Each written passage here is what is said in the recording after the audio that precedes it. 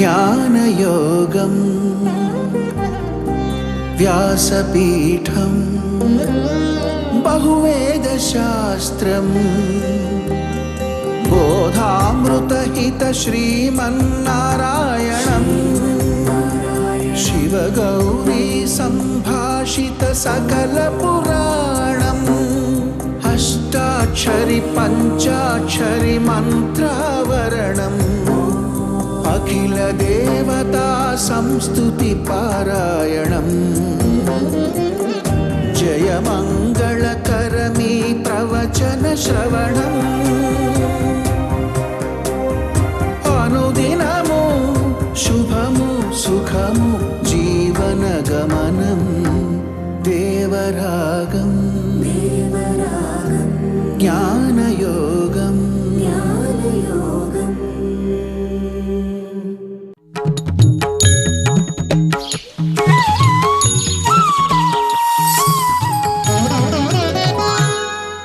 ఆపదామపహర్తారం దాతారం సర్వసంపదాం లోకాభిరామం శ్రీరామం భూయో భూయో నమామ్యం.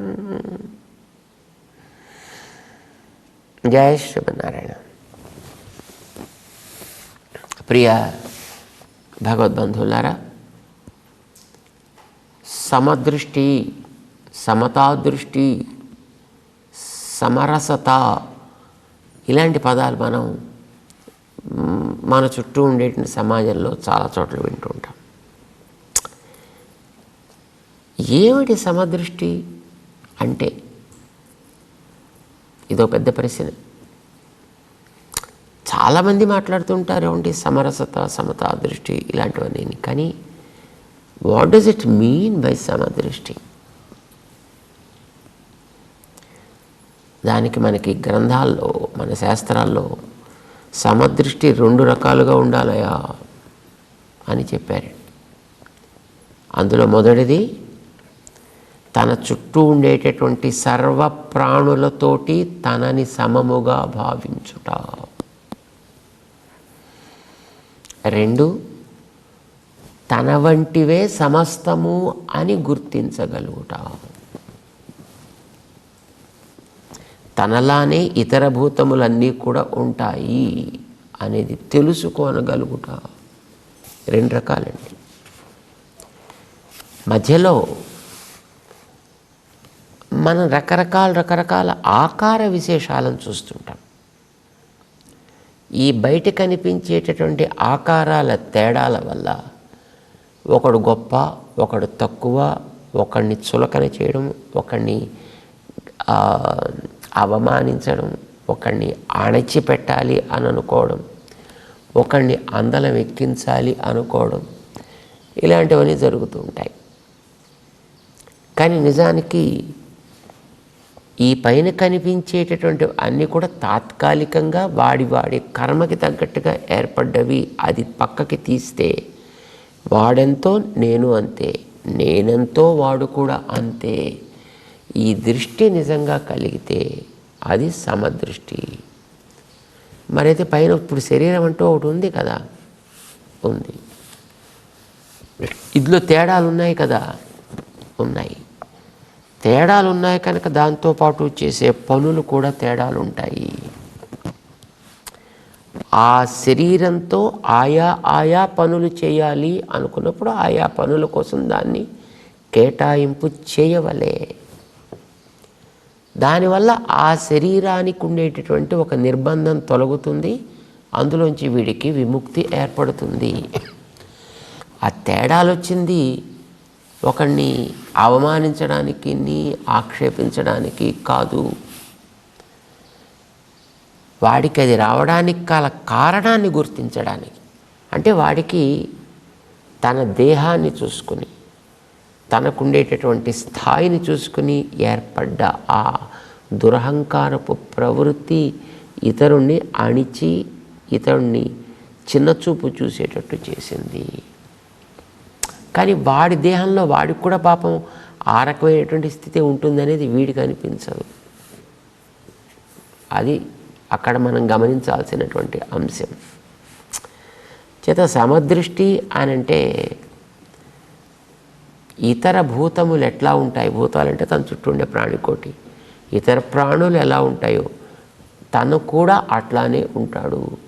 తనతోటి వాటికి ఉండేటటువంటి సామ్యాన్ని, వాటితోటి తనకుండేటటువంటి సామ్యాన్ని ఎవడు గుర్తించగలుగుతాడో వాడు నిజమైనటువంటి సమదృష్టి కలిగిన వాడు. ఈ సమదృష్టికి అది చేతనంగా ఉండాలా అచేతనంగా ఉండాలా అనేటటువంటి ప్రశ్న ఏర్పడదు. ఏ రూపంలోనైనా ఉండనివ్వండి. మొట్టమొదట పైన కనిపించేటటువంటి ప్రాణరహితమైన శరీరం, దానికి ప్రాణం పోస్తూ లోపల ఉండేటటువంటి నేను, నన్ను ఇక్కడ బాగు చేయడం కోసం తెచ్చిపెట్టినటువంటి నా వెనక నడిపేటటువంటి ఒక తత్వం. నా వెనక నడిపేది ఆయన ఆధీనంలో ఉండే నేను అందరికీ సమానమే. అందరికీ, అన్ని జీవులకి, అంటే చేతనాలుగా ఉండేటటువంటి ప్రాణుల్లో ఉండే జీవులకైనా, అచేతన వస్తువులుగా ఉండే వాటిల్లో ఉండే జీవులకైనా ఈ జీవుడు వెనక ఉండే నడిపించేటటువంటి ఆ భగవత్ తత్వము ఇది సమానం. ఇటు వచ్చి పైనుండే శరీరాల్లో కొన్ని ఆ చైతన్యాన్ని గ్రహించి ప్రవర్తించే శరీరాలు అయ్యాయి, కొన్ని ప్రవర్తించని శరీరాలు అయ్యాయి. తేడా ఆ పైనుండే శరీరాల్లో ఏర్పడింది.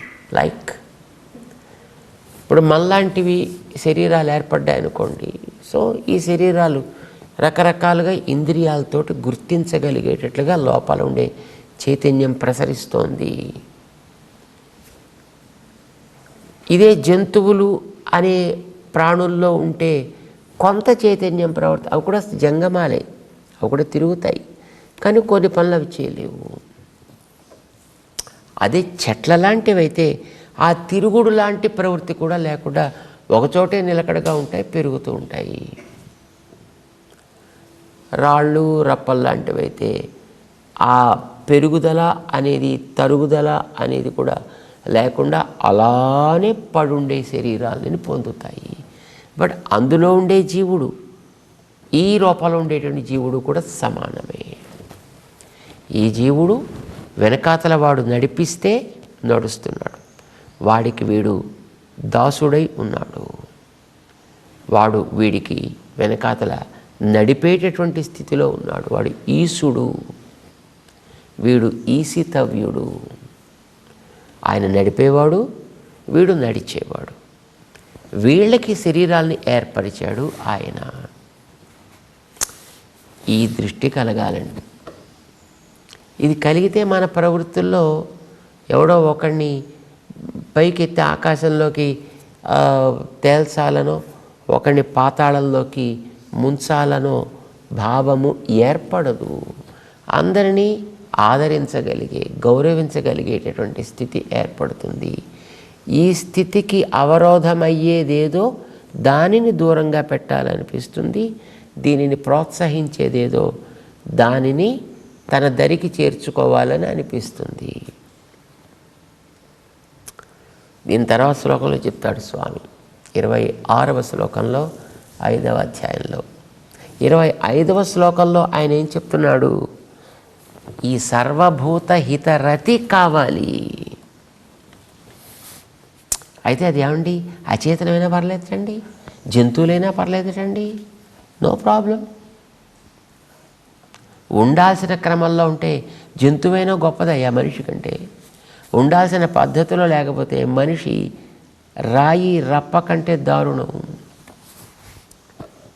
శ్రీ పరాశర భట్టర్ మహానుభావులు ఒక ఆయన, రామానుజాచార్యుల వారి యొక్క ప్రియతమ శిష్యుడు ఆయన, కూరేసులనే మహానుభావుల యొక్క పుత్రుడు, సాక్షాత్తు రంగనాథుడి యొక్క దయతో జన్మించినటువంటి మహానుభావులు అని అంటారు.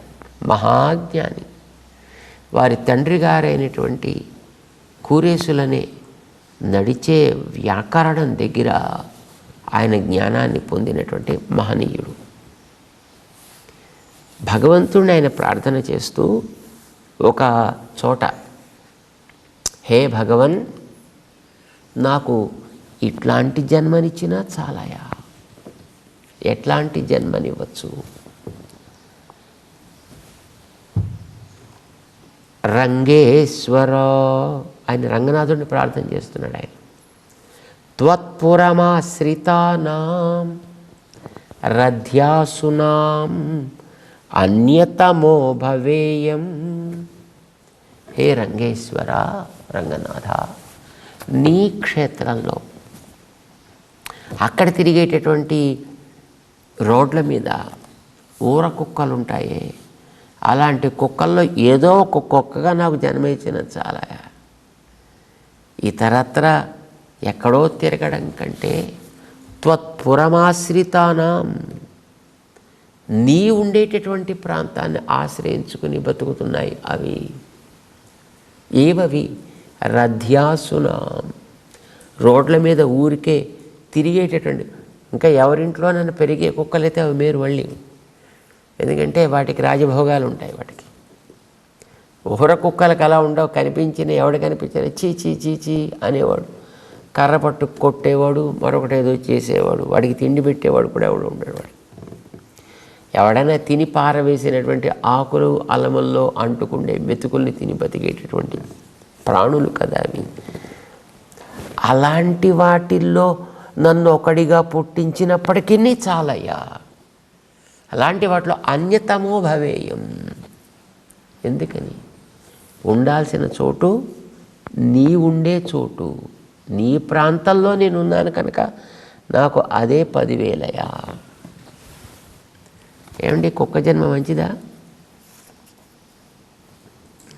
కొంచెం ఈ శాస్త్రాలు చదువుకునేటువంటి వాళ్ళు అలాంటి వాళ్ళు ఉంటారే, వాళ్ళు సాధారణంగా కుక్కల్ని పెంచుకోరండి. కుక్కల్ని వాళ్ళు ఎంటర్టైన్ చేయరు. ఎందుకనంటే కుక్క చూపు పడితే పదార్థానికి దోషం అంటుకుంటుంది అని అంటారు. కోడి రెక్కల గాలి తగిలితే వస్తువులు చెడిపోతాయట, దుష్టములవుతాయి అని అంటారు. పిల్లి తాకితే వస్తువులు దుష్టమవుతాయంట. కుక్క చూపు పడితే వస్తువులు దుష్టమవుతాయి అంటారు. మీరు ఎందుకు చెప్పారో మనకి తెలీదు. నిజానికి జంతువుల్లో కుక్క లాంటి విశ్వాసం కలిగిన జంతువు మరొకటి ఉండనే ఉండదు. కానీ మరి దాని చూపు పడితే వస్తువు దుష్టమవుతుంది అని అంటారన్నమాట. అయినప్పటికీ కూడా అలాంటి జంతువుగా నాకు జన్మ లభించినా చాలు అని ఆ మహానుభావులు అన్నారంటే ఒక జీవి ఉండదగిన చోటేది అనే దాన్ని అక్కడ మనకి స్పష్టం చేస్తున్నారు. భగవత్ సంబంధం కలిగి, ఎందుకంటే లోపల నడిపేవాడు మన వెనకాల ఆయన కనుక తత్సంబంధాన్ని మనకి జ్ఞాపకం చేయగలిగే చోటు ఏదైతే అది లభించేటప్పుడు ఏ జన్మైనా నాకు ఓకే, ఏ బతుకైనా నాకు ఓకే. అది సునకమైనా పర్వాలేదు, నాకు మరొకటైనా పర్వాలేదు సుమా. ఇది ఒక మహానుభావుడు. మనకి ఆళ్వార్లలో పండిద్దరిలో కులశేఖర్లని మరొక మహానుభావులు ఉన్నారు. రాజు, కేరళ రాజ్యానికి ఆయన రాజుగా ఉండేవారట. ఒక అద్భుతమైనటువంటి జ్ఞానం కలిగిన వ్యక్తి. రాముడంటే ఆయనకి భలే ఇష్టం, కృష్ణుడంటే అంతే ఇష్టం. వారి స్మరణ చేస్తూ ఒక అందమైనటువంటి స్తోత్రాన్ని సంస్కృతంలో రాశారు, తమిళంలో రాశారు మహానుభావులు. కులశేఖర ఆళ్వార్ అని అంటారన్నమాట. ఆయన తాము అందించినటువంటి పాటలలో, ద్రావిడ గీతికల్లో భగవన్ నువ్వు ఉండేటటువంటి ప్రాంతంలో, అది నేలైనా, కొండైనా, అడవైనా, మరొకటైనా, ఏదైనా పర్లేదా, ఆ చోట నన్ను కూడా ఒక ప్రాణిగా పుట్టించు. సరే, మొట్టమొదటి ఆయన తిరుపతిలో ఉండేటటువంటి వెంకటేశ్వర స్వామి వారి గురించి పాడుతున్నారన్నమాట. ఆ కొండ మీద నన్ను అక్కడ ఉండే పుష్కరిణిలో ఒక చేపగా పుట్టించినా పర్వాలేదన్నాడు. తర్వాత కొంచెం ఆలోచిస్తే ఆ చేపలను కొంగలు తినేస్తుంటాయి కదా, మరి అలాంటప్పుడు అది పోదా, కొంగ ఉంటుంది కదా, పోనీ కురుగాయి పిరప్పేను, పోనీ ఒక కొంగగా అయినా పర్వాలేదు కదా అంటే మళ్ళీ ఆ కొంగని తినేసేటువంటి జంతువులు కూడా కొన్ని ఉంటాయి కదా, పోనీ అలాంటి ఒక జంతువుగానైనా పోనీ నన్ను పుట్టించు. ఏమిటి ఇలాగ ఒకటి చంపడం, ఒకదానికి ఇంకొకటి బలి కావడం, ఇలాంటిది బాగాలేదు. పోనీ అక్కడ ఉండేటటువంటి ఒక మంచి పూల చెట్టుగా నన్ను పుట్టించు, చక్కటి పువ్వుల్ని తయారు చేసి రోజు స్వామి సేవకు అర్పించగలిగేటట్టుగా నాకు అలాంటి ఒక జన్మనివ్వాయా. పోనీ లేకపోతే ఆ కొండ మీద తిరిగేటట్టు ఒక తుమ్మెదగా పుట్టించు, హాయిగా ఇటు అటు తిరుగుతూ అక్కడ ఉండేటటువంటి తేనెల్ని ఆస్వాదిస్తూ నీకు హాయిగా కర్ణపేయమైనటువంటి సంగీతాన్ని నేను వినిపించేట్టుగా అప్పుడు ఉంటాను. సరే ఏమిటి దేవుడి దగ్గరికి వెళ్ళి నాకు ఇది ఇవ్వయా అది ఇవ్వయా, ఇలాంటి బతుకు అలాంటి బతుకు, ఇదేమిటి అసలు కోరడం చేసేదేం బాగాలేదు. ఆ కొండ మీద ఏదేను ఆవేనే అన్న, ఏదో బతికేవయ్యా నాకు చాలు, నేను కోరుకుంటే మళ్ళీ తగిందో తగందో నాకు తెలియదు కదా, ఏదేను ఆవేనే. ఏమో ఏదేను ఆవేను అంటే మళ్ళీ ఆయన ఏదో ఒక అక్కడ ఉండేటువంటి ఒక మనిషిగానో ఓ జంతువుగానో పుట్టిస్తే మళ్ళీ ఆ జంతువుని ఎవడో కొనుక్కుని వెళ్ళిపోతే, ఆ మనిషికి ఎక్కడికో ఇంకో చోట యాత్రకి పోతే మళ్ళీ ఏమైపోతుందో ఏమిటో, లేదు అక్కడ ఒక మేఘంగా పుడితే మళ్ళీ గాలి వేస్తే ఆ మేఘం ఏమిటో మళ్ళీ కొట్టుకుపోతుందో ఏమిటో. ఇలా కాదా, పడియాయి కిడందు ఉన్ పవళవాయి కాన్బేనే అంటారు చివరికి. ఎక్కడ ఉండాలి నేను? వైకుంఠంలో కూడా ప్రకాశించని గొప్ప గొప్ప గుణాలన్నిటిని కూడా తెచ్చి ఈ లోకంలో మా కోసం నువ్వు ప్రకాశింపచేస్తున్నావు. అలా ఉన్నటువంటి స్థానమే అర్చామూర్తి, అర్చా అవతారం అని అంటాం. ఈ అర్చావతారంలో నువ్వు వచ్చి ఉండేటప్పుడు అక్కడ నీకోసమని ఒక వ్యవస్థని ఏర్పాటు చేసుకునే విధానం చెప్పాయి ఆగమాలు. అందులో నీకొక గర్భాలయం, గర్భాలయానికి ముందు ఉండేటటువంటి ఒక గుమ్మం, ఆ గుమ్మానికి బయట ఒక ద్వారం, ఇంకా తర్వాత మండపాలు ఇవన్నీ ఉంటాయి. మిగతా ఏవైనా నీ నుంచి దూరం అయ్యే అవకాశం ఉంది. కానీ ఆ లోపల ఉండే గడప ఉంటుంది, ఆ గడప మాత్రం తలుపులు వేసినప్పటికీ అది లోపలే ఉంటుంది. తలుపులు అలా బయట నుంచి ఇలా వేస్తారు, గడప లోపల ఉంటుంది కదా, గడపకి పడి అంటారు దాన్ని. రాత్రిపూట తలుపులు వేసేసిన తర్వాత కూడా ఆ పడి నీ యొక్క దివ్య ముఖ సౌందర్యాన్ని ఆస్వాదిస్తూనే ఉంటుంది. పగలు రాత్రి తేడా లేకుండా ఎప్పుడూ ఆస్వాదిస్తూ పడుండేటటువంటి ప్రాణి గడప, ఒక అచేతనమైనటువంటి ఒక చెక్క. అలాంటి బతికైనా నాకు అసలు అలాంటి బతికే నాకు కావాలయ్యా. నిన్ను సేవిస్తూ ఉండగలిగే స్థితి దానికి ఉంది కనుక ఆ జన్మ చాలా గొప్పది. నిన్ను సేవించకుండా వాడు ముల్లోకాధిపతి అయినప్పటికీ కూడా అది ఉత్త దండగా. నిన్ను సేవించగలిగితే అది ఒక కీటకం కావచ్చు, క్రిమి కావచ్చు, అది ఏ జన్మైనా కావచ్చు, చివరికి ప్రాణరహితంగా పడుండే అచేతనమైనటువంటి గడపైన కావచ్చు. పడియాయి కిడందు, ఒక గడపగా పడి ఉండి, ఉన్ పవళవాయి కాన్బేనే, నీ యొక్క ఆ దివ్య మంగళ విగ్రహ శ్రీముఖ సౌందర్యాన్ని నేను నిరంతరము ఆస్వాదిస్తూ ఉండగలిగేటటువంటి సౌభాగ్యం నాకు ప్రసాదించవాయా. అలాంటి అదృష్టాన్ని నాకు ఇవ్వవాయా. ఇది మరి అచేతనంగా ఉండడం ఎవరైనా కోరుకుంటారా? మామూలుగా అయితే మనకి చేతనంగా ఉండే జన్మే చాలదు, మనకి మానవ జన్మిచ్చినా చాలదు. ఇంకా ఈ వ్రతాలు చేసి ఆ వ్రతాలు చేసి ఈ దానాలు ఆ ధర్మాలు, ఇంకా పుణ్యాన్ని ఇంకా పోసుకోవాలి, మరింత పుణ్యాన్ని తెచ్చి నా మీద పోసుకోవాలి. ఈ పుణ్యంతో ఇంతకంటే గొప్ప శరీరం రావాలి, స్వర్గలోకానికి పోవాలి, అక్కడికి పోయి అమృతం తాగాలి, అక్కడ ఉండేటిన సుఖాలు అనుభవించాలని అనిపిస్తుంది తప్ప అచేతనలా పడుండాలి అని ఎవడు కోరుకోడు. సామాన్యంగా ఎవడు కోరుకోడు. కానీ జ్ఞానులైనటువంటి మహానుభావులు అదే నాకు నువ్వు ఇచ్చేటువంటి వరాల్లోకెల్లా అతి ఉత్తమమైనటువంటి వరమయ్యా. చేతనమైతేనేమిటి కనుక, అచేతనమైతే ఏమిటి కనుక, నీ సేవకి నోచుకున్నప్పుడు దాని జన్మ ధన్యం. ఎందుకంటే అన్నిట్లోనూ జీవులు ఉంటారని చెప్పాం కదా. జీవులు ఉండడం అది అన్ని వస్తువుల్లోనూ సమానమే. చేతనాల్లో ఉంటాడు, అచేతనాల్లో ఉంటాడు. అసలు ఏదైనా ఒక వస్తువుకి నామరూపాలు ఏర్పడ్డాయి అని అంటే జీవుడు వెంట దేవుడు ఉంటేనే ఏర్పడతాయి కనుక అది చేతనమా అచేతనమా అని ప్రశ్న కాదు. దేన్ని చూసినా వెనక నాకు నడిపేవాడున్నాడు, ముందు ఆయన ఇచ్చినటువంటి ఒక ఆకృతి నాకున్నది, ఈ జ్ఞానం కలగాలి.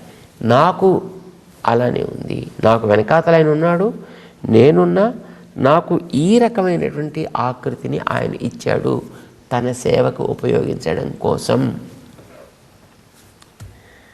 మిగతా వాటికి కూడా అంతే. ఒక దోమకు కూడా ఆయన అట్లానే ఇచ్చాడు. దానికి కూడా లోపల తానుండి ఆ జీవుడికి దోమ శరీరాన్ని ఇచ్చి చక్కగా దేవుడి సేవ చేయబోయని అని ఇచ్చాడు. అయితే ఆ దోమ ఏం చేస్తుంది? దానికి ఉండేటువంటి బుద్ధి పనిచేయక భక్తులుగా ఉండే వాళ్ళ దగ్గరికి వెళ్ళి కరవడం ప్రారంభిస్తుంది. అంటే భక్తులను అది హింసిస్తోంది కనుక మరి అలాంటి దాన్ని అడ్డు తొలగించాల్సి వస్తూ ఉంటుంది. కనుక అట్లాంటి వాటిని మళ్ళీ నిర్మూలించడానికి ఏదో సాధనాలు పట్టుకోవాల్సి వస్తుంది. లేకపోతే నిజానికి అది కూడా పరమ భాగవతోత్తమురాలే అవుతుంది సవ్యంగా. కనుక అది జీవించగలిగితే ఇబ్బంది కలిగించిందా దాన్ని ఆయనే సహించడు. చెప్పింది అదే కదా అవతారాల్లో. ప్రహ్లాదుడు గొప్ప భక్తుడు. ఆ ప్రహ్లాదుడు ఉండాల్సినట్టుగా ఉండనిస్తే సరిపోయేది హిరణ్యకశిపుడికి. హాయిగా 10,000 ఏళ్ళు బతికినవాడు ఇంకో 25,000 ఏళ్ళు బతికేవాడేమో. కానీ అలా ఉండలేకపోయాడు ఆయన. భక్తులని హింసించాలనే ప్రవృత్తిలోకి దిగాడు ఆయన. సర్వభూత హితాన్ని కాంక్షిస్తూ ఉన్నాడు పాపం ప్రహ్లాదుడు. అలాంటి వాడి ఉనికిని తొలగించాలి అని అనుకున్న ప్రవృత్తి హిరణ్యకశిపుడిలో వచ్చేటప్పటికి వాడిని నిర్మూలించాల్సి వచ్చింది.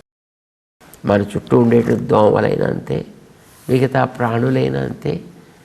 మనం చేసే భగవత్ సేవకి ఇబ్బంది కలిగించే స్థితి ఏర్పడితే అప్పుడు వాటికి కూడా ఆయనే ఏం చేయాలో చూస్తాడు. వాటి మానాన్ని అవి కూడా సేవ చేసుకుంటుంటాయా, అవి ఉండొచ్చు, మనం ఉండొచ్చు. వాటి మానాన్ని అవి జీవిస్తే మన మానాన్ని మనం జీవిస్తాం. ఇది వేదాలు మనకి నేర్పిన దృష్టి. మిగతా వాళ్ళు నేను నమ్మిన రీతిలో దేవుణ్ణి చూసిన వాడే ఉండాలి తప్ప మిగతా వాడు ఉండకూడదనే స్థితి. కానీ మన వేదాలు అలా చెప్పలేదు. దేవుణ్ణి ఏ రూపంలో ఎవరైనా చూడచ్చా అని ఈ రూపంలోనే చూడాలని లేదు. ఇంకొక రూపంలో వాడు చూస్తూ అలా వాడు బతుకుతారంటే హాయిగా బతకని, మరొక రూపంలో మరొకడు చూస్తూ అలవాడు బతుకుతాడంటే హాయిగా వాడిని బతకని. వాడిని ఆణిచి నువ్వు నా దగ్గరికి వస్తావని మన దేవుడు ఎప్పుడు చెప్పలేదు ఆయన. అందుచేత మనం మిగతా ప్రాణులని మనలాగా, మిగతా ప్రాణులని కూడా మన వంటివే అనేటటువంటి దృష్టి ఎవడుకుంటుందో వాడే నిజమైనటువంటి సమదృష్టి కలవాడవుతాడు. అలాంటి వాడు మాత్రమే సర్వభూత హితమును కాంక్షించగలుగుతాడు. అలా కాంక్షించి దానికి తగ్గట్టుగా ప్రయత్నం చేస్తూ మధ్యలో ఎదురయ్యేటటువంటి ఆటిపోట్లని తట్టుకోగలిగిన వాడు మాత్రమే ఋషి కాగలుగుతాడు. అలా ఋషి అయిన వ్యక్తి మాత్రమే బ్రహ్మ నిర్వాణం లభతే అంటూ 25వ శ్లోకంలో స్వామి మనకి సమదృష్టి యొక్క అవసరాన్ని, సర్వభూతహిత దృష్టి యొక్క ప్రాధాన్యాన్ని మనకి నొక్కి చెబుతూ ముందుకు సాగుతున్నాడు. జై శ్రీమన్నారాయణ.